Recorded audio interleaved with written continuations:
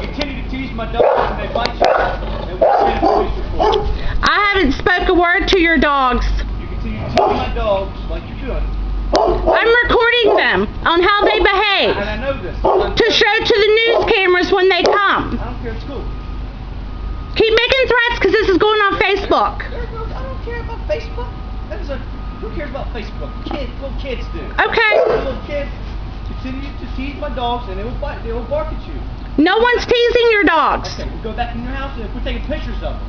I have the right to stand on my porch. I shouldn't be afraid of coming out on my goddamn porch because of your fucking monsters. Just because you're crazy, bitch, doesn't mean I am. Okay, that's why your dog attacks people for no reason?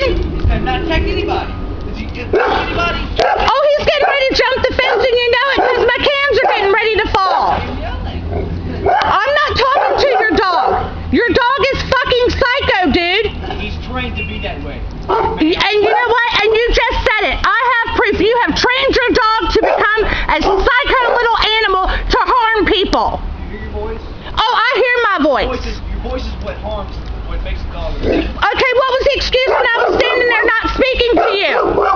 When your husband comes out with buckets throwing at my dog, damn right. No,